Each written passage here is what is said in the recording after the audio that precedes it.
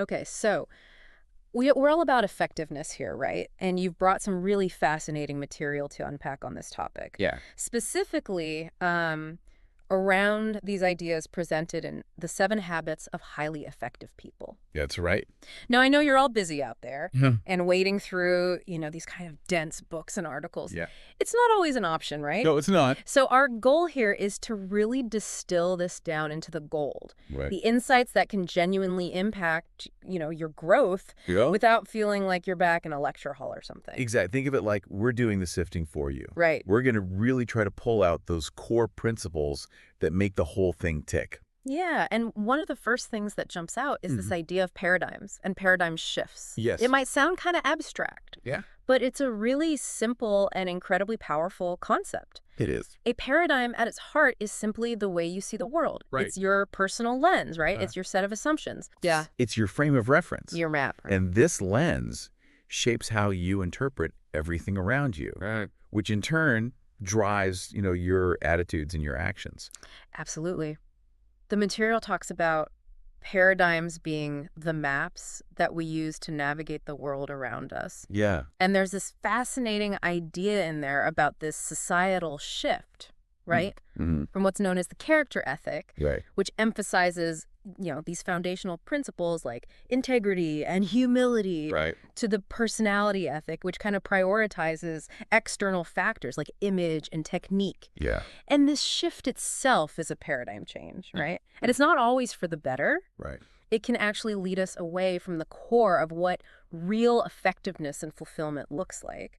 To illustrate that power of our paradigms, there's a really great story in the material about a naval captain. He's in dense fog. Okay. It's late at night, and his lookout spots a light Yeah. on the starboard bow. And he reports this to the captain. Right. The captain asks, is it steady or moving astern? Mm-hmm. The lookout says it's steady, Okay. which indicates they're on a collision course. Right. So the captain, very firmly tells his signalman Yeah. to signal to the other ship, alter your course 20 degrees to the south. Mm.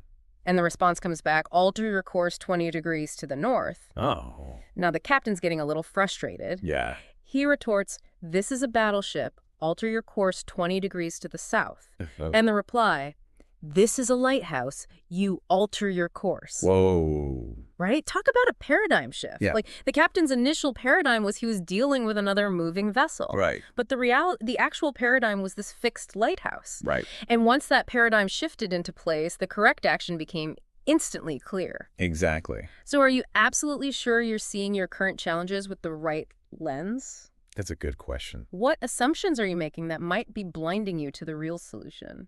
Yeah. And this leads to another crucial point. That these principles of effectiveness aren't new inventions. Right. They're universal, timeless, self-evident truths that have been, around in successful societies, religions, Yeah. ethical systems throughout history. Yeah. The author's not saying I discovered something brand new, Right. but rather I've identified and organized these principles into a framework. A framework that we can work with. Yeah, exactly. And building on that idea, that these principles aren't new discoveries. Yeah. It's also important to understand these 7 habits aren't just a random assortment of good ideas. Right. They're integrated. Yes. And they're sequential. They build upon each other. The relationship between them, the order, is actually more significant than the individual habits themselves. That's a great point. So the framework is designed to build, from dependence to independence. Right. It's often called, achieving private victories Mm-hmm. before moving into interdependent, Right. public victories. Exactly. So let's dive into that very first habit, Okay. proactivity. Yes. Now, at its core, this is about understanding what the material calls responsibility, Mm-hmm. which is that fundamental human capacity we have to choose our reaction Yeah. to any situation. Any given situation, you have that choice. It's about grounding our behavior in our values, Right. rather than just reacting based on, our emotions or our external circumstances. Exactly. And you can often hear this reflected in people's language, Oh, interesting. whether they're being proactive or reactive. Yeah. You hear things like, that's just the way I am, Yeah. or he makes me so angry, or I can't do that, I don't have the time. Yeah. All of these are reactive statements. Mm-hmm. And they reflect this paradigm of determinism, Right. where we're giving up our power to choose. And placing the responsibility outside of ourselves. Yeah, exactly. So it's like we're positioning ourselves as victims of our circumstances. But the proactive perspective recognizes that even when external forces act upon us, we still have that space, that moment to decide how we'll respond. That freedom to choose. And to illustrate this proactive choice, especially in our relationships, there's this really insightful little story about love being a verb. Yeah. So imagine someone says, I've lost the feeling of love for my partner. The proactive response isn't to just sit around and wait for that feeling to reappear. Right. It's to actively engage in loving behaviors. Yes. To serve, to be present, to listen, to empathize, to show appreciation, to offer affirmation. Yeah. So the feeling of love is often a result of love. The action. The action. It's a choice we make. Right. And for anyone wanting to, actively cultivate this principle, the material introduces this really practical 30-day proactivity test. Okay. It's about consciously directing your energy and attention towards your circle of influence. So those things you can actually take action on. Rather than getting bogged down by the circle of concern, which is all those things you care about, but have no direct control over. Right. So identify one thing within your circle of influence that you've been neglecting and commit to taking action on it this week. Great advice. That's where you reclaim that responsibility. It's about focusing your efforts where you have leverage. Right. Making and keeping small promises to yourself and others. And you actually expand that circle. You expand your influence. Yeah. Conversely, focusing on things outside your control that drains your energy. It does. It reinforces that reactive stance. Absolutely. Okay, let's move on to habit 2. Okay. Beginning with the end in mind. Yes. Now, this one might sound a little philosophical, Right. but it's incredibly down to earth. It is. In its application. It's about starting everything, a project, a relationship, even your day, with a clear understanding of your desired outcome. Right. Where do you want to end up? What's your destination? This way, you can ensure your current steps are leading you in the right direction. Exactly. So the material cautions us against this thing. It calls the activity trap, which is being constantly busy, working harder and harder. Yeah. But you're climbing the ladder of success only to find it's leaning against the wrong wall. Right. You might be very efficient, but are you effective? Right. So you might be operating with great efficiency. Yeah. But you won't be truly effective if you haven't defined what the right wall is for you. Exactly. And to get clarity on that, the material introduces this really powerful, though maybe a bit unsettling exercise of visualizing your own funeral. Oh, wow. Yeah, it asks you to consider what you would want people to say about you, your spouse, your children, your friends, your colleagues. Yeah. What kind of impact would you want to have made? What's your legacy? Contemplating this experience helps you define your personal definition of success. Yeah. What really matters? What truly matters at your core. It cuts through the noise. It does. Gets rid of the superficial. And this leads to this distinction the material makes between management and leadership. Okay. So management is often focused on efficiency, control, establishing rules and processes. Right. All important. Yeah. But it's more concerned with how things are done. Yeah. Leadership is about establishing direction, articulating purpose. Okay. Fostering that sense of shared vision. Right. The family feeling. Yeah. The material strongly emphasizes clarifying your values. Yeah, your true before ends. you even begin setting goal. Absolutely. Because you could be headed in the wrong direction efficiently. Right. And then stemming from this deep understanding of your end in mind comes this concept of crafting a personal mission statement. Right. Your own personal constitution. Think of it as a written constitution for your life, built upon those deeply held principles. That serves as a compass for your decisions. Yeah. Love that analogy. How you invest your time, your talents, your energy. It becomes a benchmark. It does. To measure your choices against. Right. And then the material explores this idea of different life centers. Okay. So the primary source from which we derive our sense of security, guidance, wisdom, and power. Okay. These could be, a spouse, family, money, work, possessions, Friends, enemies. friends, enemies, church, Yeah. even ourselves. Their self. And while these can all play significant roles in our lives, Yeah. the material highlights their inherent vulnerabilities and limitations when they become the central organizing principle. When they're the only thing. Right. Or the main thing. So, for instance, if your sense of security is primarily spouse-centered, you become highly dependent on that relationship. Right. And vulnerable to its fluctuations. Because all relationships have their ups and downs. Right. If your entire sense of self-worth is tethered solely to your marriage, Yeah. the normal ups and downs can really destabilize you. Absolutely. And the material suggests that being principle-centered offers the most solid foundation. When your life is anchored in these universal, timeless principles, you gain a much more stable sense of security, clearer guidance, deeper wisdom, a more sustainable source of power. That's not contingent on others?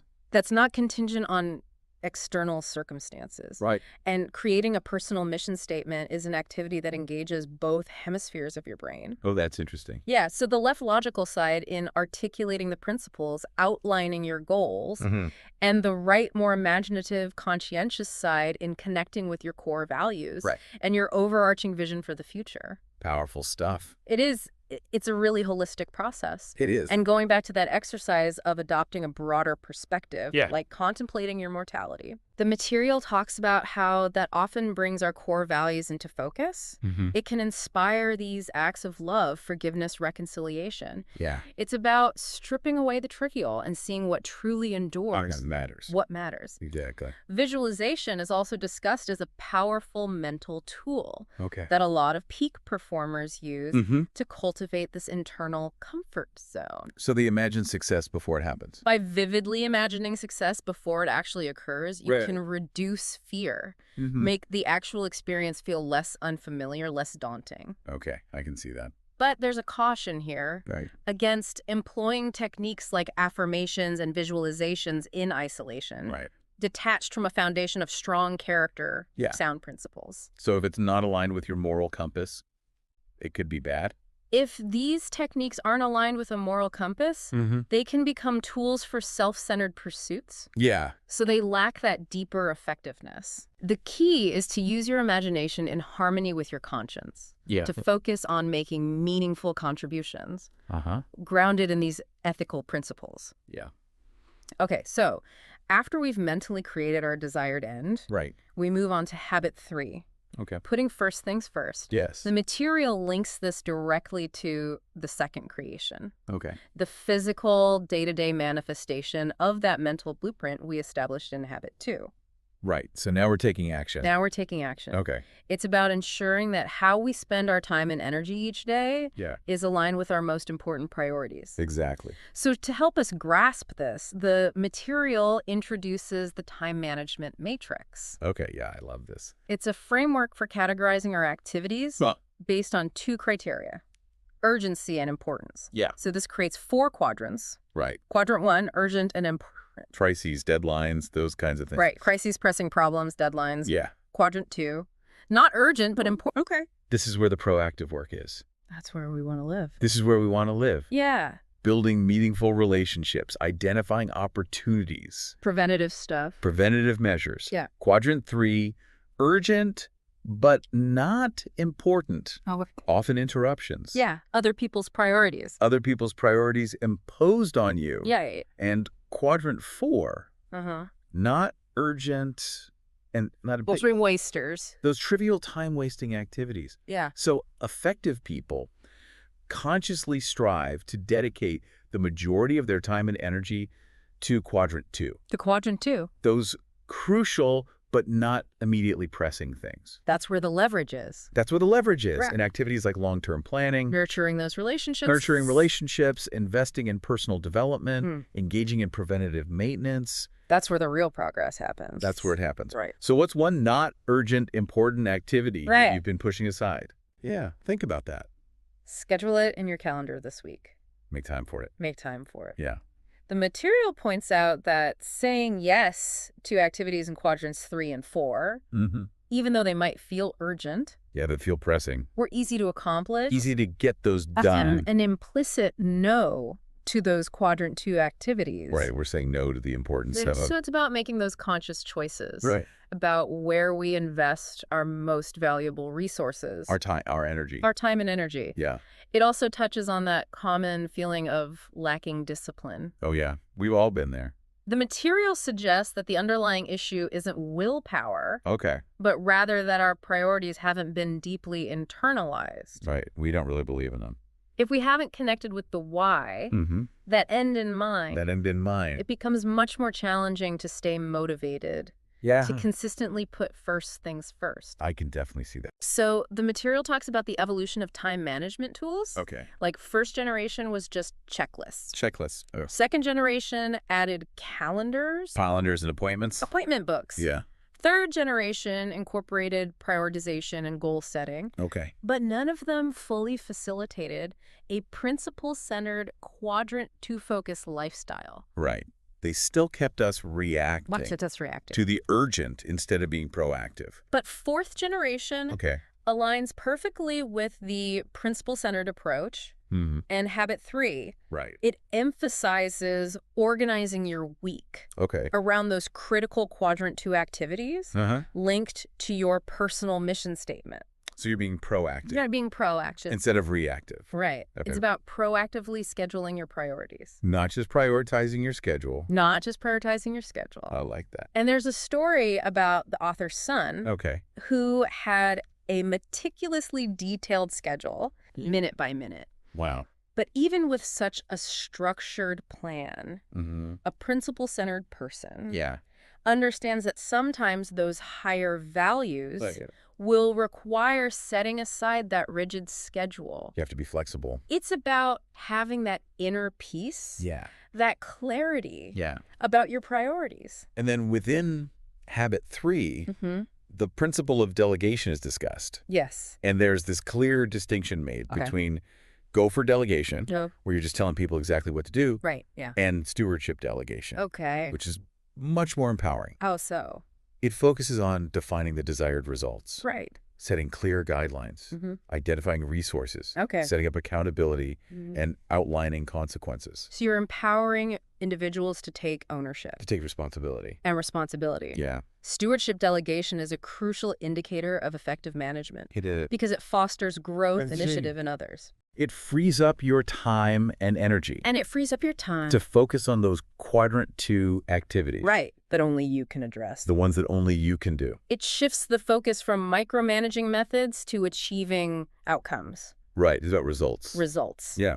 So as we wrap up this initial part of our dive into effectiveness, it's clear that the foundation, those private victories of habits 1, 2, and 3, are about building a strong inner character from the inside out before we can achieve lasting public success. Yeah, in our relationships with others. In our relationships with others. Exactly. You can't have effective interdependence. Right. Those public victories without first establishing independence within yourself. And this leads us to the emotional bank account. Okay. This is a powerful metaphor to describe the level of trust and security within a relationship. Right. Just like a financial bank account. Yeah. Deposits build trust. And withdrawals diminish it. So the material outlines 6 key types of deposits. Okay, let's hear them. The first is understanding the individual. Truly getting to know what's important to the other person. Right. What matters to them. Their needs, their desires. Yeah. Because what might be a deposit for you could be a withdrawal for someone else. Could be a withdrawal for someone else. Exactly. The second type of deposit is attending to the little things. Okay. Small acts of kindness, courtesy, attention that demonstrate you care. Yeah, the little things matter. Third is keeping commitments.